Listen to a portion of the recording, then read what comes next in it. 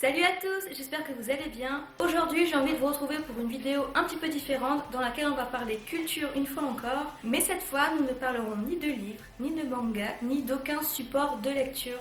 Je vais vous dresser aujourd'hui un petit bilan dans lequel je vais vous présenter des films et des séries que j'ai vus pendant l'été 2016 ainsi que des musiques que j'ai écoutées. Alors oui, en toute logique, l'été ça se termine dans les alentours du 20 septembre, je sais, mais bon, pour beaucoup on est d'accord que l'été c'est surtout les mois de juin, de juillet et d'août.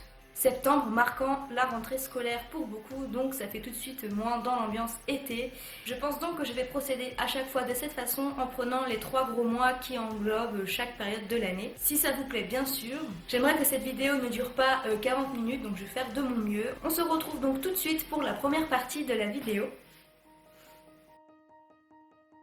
Pour commencer cette vidéo, je vais vous parler de mes 3 sorties cinéma de cet été. Tout d'abord, je suis allée voir le nouveau Alice au Pays des Merveilles, donc de l'autre côté du miroir. Autant j'avais pas vraiment accroché avec le film de Tim Burton qui était sorti quelques années auparavant. Pourtant cette suite, dès que j'ai vu la bande-annonce, j'ai eu envie de la voir. Donc forcément c'est ce que j'ai fait et je ne regrette pas. Comme le premier, les visuels c'est toujours aussi époustouflant, c'est même encore plus fou je dirais. Les cadrages, les costumes, les décors c'est toujours aussi merveilleux. En fait c'est surtout l'histoire que j'avais pas trop aimé dans le premier film, mais là je dois dire que j'ai pas mal accroché. J'ai aussi beaucoup mieux apprécié Alice dans ce film que j'ai trouvé un poil plus aventurière, un peu plus téméraire aussi. Mais ce que j'ai préféré plus que tout dans cette suite, je pense que c'est le visuel, tout au niveau des jeux de couleurs qu'il y a eu dans le film, c'était juste incroyable. Je pense particulièrement au grand manoir dans lequel habite le temps. J'ai adoré tout le concept de sa maison, d'ailleurs son costume aussi était absolument génial et j'ai adoré la salle avec les montres. Les couleurs, c'était juste, je vous dis, c'était un truc de fou, j'ai adoré. Pour faire court, j'ai beaucoup aimé cette suite, beaucoup plus que le premier qui m'avait moyennement plu. Après, c'est pas non plus un coup de cœur et c'est pas non plus un film inoubliable, c'est plutôt un gros divertissement, mais un bon gros divertissement. Ensuite, je suis allée voir Le Monde de Dory, évidemment, je ne pouvais pas passer à côté. Dès qu'il y a un nouveau Disney ou un nouveau Pixar, vous pouvez être sûr que je vais aller le voir au cinéma, du moins si je peux. J'ai adoré cette suite du Monde de Nemo, j'ai trouvé que le film était vraiment très mignon, super touchant. Au niveau du visuel, c'est pareil que dans Le Monde de Nemo. Ils ont vraiment repris tous les codes du film, il n'y a vraiment aucun changement. Il y a peut-être même plus d'efforts qui ont été faits au niveau des détails, des motifs, des matières, etc. Vu que depuis la sortie de Nemo, évidemment, la technologie a évolué. Bon, après, évidemment, j'ai quand même préféré le premier qui pour moi reste inoubliable. Il faut dire aussi que c'est mon film Pixar préféré. Mais chez Pixar, j'ai quand même tendance à penser qu'au niveau des suites, ils se débrouillent vraiment pas mal du tout. En tout cas, Le Monde de Dory tient ses promesses, c'est mignon, c'est touchant, c'est drôle aussi. Qu'est-ce que vous voulez que je vous dise de plus? Franchement, si vous l'avez pas vu, il faut foncer. Et rien que pour voir Bébé Dory, moi je vous le dis, c'est un film à voir.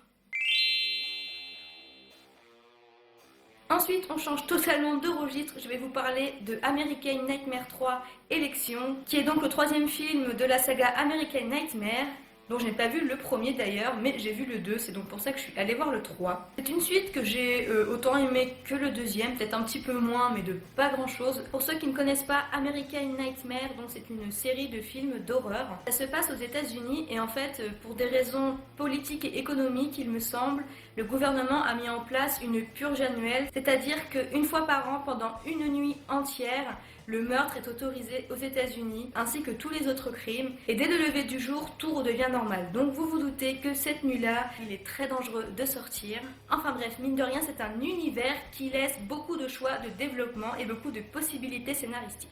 J'ai beaucoup aimé cette suite, je trouve qu'elle soulève des idées intéressantes au niveau politique. Évidemment, c'est toujours un moyen de mettre en avant des travers de notre société, de mettre en avant un certain idéalisme, de passer un bon moment d'angoisse, enfin pour ceux qui aiment l'angoisse évidemment. Vous vous doutez qu'un univers comme ça laisse place à des courses-poursuites, à des parties de chat et de la souris, course contre la montre, c'est un truc de fou tout ce qui peut se passer. Ça met en avant de façon caricaturale et horrifique certains travers de la société. Je n'ai pas vu le premier donc je ne peux pas vous donner mon avis, mais en tout cas le 2 et le 3 j'ai beaucoup aimé. Ensuite, j'ai sélectionné 4 films que j'ai vus cet été dont j'avais envie de vous parler. On commence avec le téléfilm Adolescence perdue. Ensuite donc Amanda qui est une jeune lycéenne qui fait partie d'un club de danse et qui est très douée. Sauf qu'un jour malencontreusement elle se blesse au genou pendant une répétition, ce qui fait que son médecin la met en repos, il la met sous traitement évidemment et elle se sent mise à l'écart par ses copines du groupe de danse. Un jour, elle va faire la connaissance de Riley et de son petit ami Carson. Elle devient tout de suite amie avec eux, notamment parce que Riley est un personnage plutôt attachant, qui a un caractère assez joueur, assez malicieux. Le problème, c'est que Riley est aussi assez insouciante et qu'elle aime un peu trop les défis et l'adrénaline. Elle va notamment inciter Amanda à prendre les médicaments que le médecin lui a prescrits pour son genou, simplement pour le fun, pour planer un petit peu. Et bien sûr, vous vous en doutez que petit à petit, on va les voir chuter dans l'univers de la drogue. Adolescence perdue est donc un film dramatique qui nous parle de drogue et qui s'adresse spécialement aux adolescents. C'est un film qui dans l'ensemble m'a vraiment pas mal plu. Pour vous dire, j'ai dû le regarder 2 ou 3 fois d'affilée parce que j'avais rien à faire. Le sujet est pas trop mal développé. L'avantage de ce film, c'est que comme il est récent, il parlera davantage, à mon avis, aux jeunes de la génération d'aujourd'hui. Dans l'ensemble, après, ça reste quand même un film soft. C'est bien parce que ça permet aux plus jeunes de regarder le film sans être spécialement trop choqués. Mais ça reste quand même assez marquant pour que l'enjeu global soit compris. Ensuite, j'ai regardé un film qui s'appelle Il faut qu'on parle de Kevin, qui est basé sur un roman de Lionel Shriver du même nom. Je vous avoue que je l'ai regardé pour une raison totalement superficielle, Erza Miller. Et oui, j'adore Erza Miller. Mais ce film, il m'a mise absolument sur le cul, c'était un truc de fou. En gros, on suit la vie d'Eva, une mère de famille qui a mis au monde un enfant qui s'appelle Kevin, et le film traite un petit peu de leur relation très particulière. L'ambiance du film, mais vraiment, c'est un truc de fou.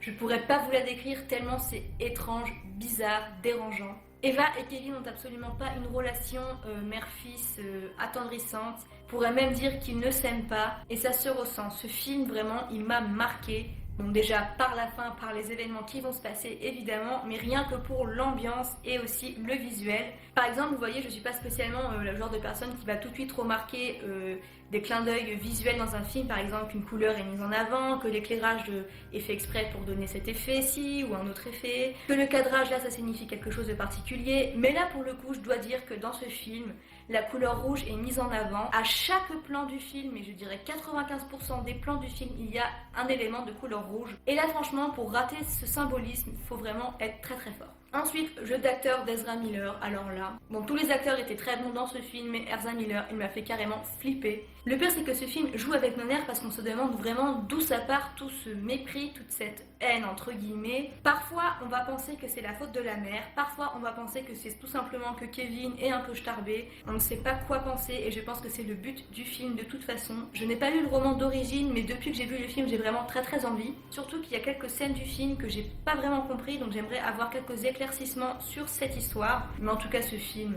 il m'a vraiment marqué, je pense que je vais m'en souvenir pendant très longtemps. Ensuite, j'ai vu un film qui s'appelle Le Chaperon avec Amanda Seyfried, qui est encore une fois une actrice que j'aime beaucoup. Déjà, ce film, à l'époque, j'avais un petit peu envie de le voir, je dois l'avouer, mais je ne l'ai jamais regardé, tout simplement parce qu'il était sorti à l'époque du phénomène Twilight, on va dire. Et donc, la plupart des films, même des œuvres littéraires, enfin tout était un petit peu à la sauce Twilight. C'était la mode, vous savez, vampires, loups-garous et tout ça. Donc voilà, j'avais des appréhensions à voir ce film. Et finalement, je ne savais pas quoi faire pendant les vacances et je me suis décidée à le regarder. Et je dois vous avouer que j'ai bien aimé ce film finalement. Dans ce film, on est plongé dans l'ancien temps, dans un village paumé dans la forêt. Et il se trouve qu'à chaque pleine lune, les villageois sont attaqués par un loup-garou. Du coup, évidemment, ils vivent dans la peur. Et puis petit à petit, ils vont comprendre que le loup-garou est peut-être bien un des habitants du village. Et donc évidemment tout le monde se méfie un petit peu de tout le monde. Donc évidemment il y a quand même une histoire d'amour dans ce film, il fallait s'en douter.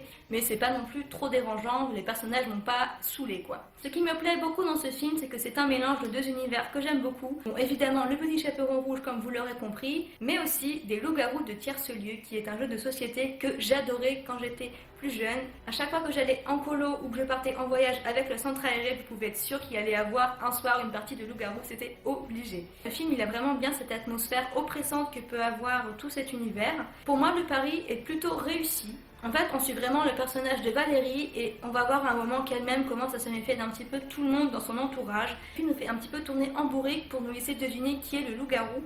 Des indices peuvent mener à telle personne, puis d'autres à telle personne. C'est vraiment un jeu de pistes pour le spectateur et c'est ce qui m'a plu. Honnêtement, je vous avoue que j'avais eu faux à propos de l'identité du loup-garou, je n'avais pas trouvé. Si jamais vous avez vu le film, dites-moi s'il vous plaît si vous aviez deviné qui était le loup-garou, sans dire qui c'est dans les commentaires, évidemment, pour ceux qui ne l'ont pas vu. Le dernier film dont je vais vous parler n'est autre que Le Livre de la Jungle, donc l'adaptation live réalisée par Disney en 2015 ou 2016. j'ai déjà oublié. Enfin bref, je l'ai enfin vu, je dois dire que j'ai un petit peu hésité à le voir. Comme vous le savez, je suis une grosse fan de Disney, mais en fait j'ai un petit problème avec leur remake. Pour vous dire, j'ai pas aimé Maléfique, et oui, je sais que beaucoup de gens adorent ce film, mais moi personnellement je n'ai pas aimé. À part Angelina Jolie qui vraiment joue bien son rôle, mais franchement, j'ai vu une fois, ça m'a suffi. Into the Wood, la plus grosse torture du siècle, je suis allée le voir au cinéma. Mais par contre, Cendrillon, les gars, mais qu'est-ce que j'ai adoré ce film. Franchement, je le préfère même au dessin animé. Lily James est en plus une de mes actrices préférées et je dois dire qu'elle rayonne dans ce rôle.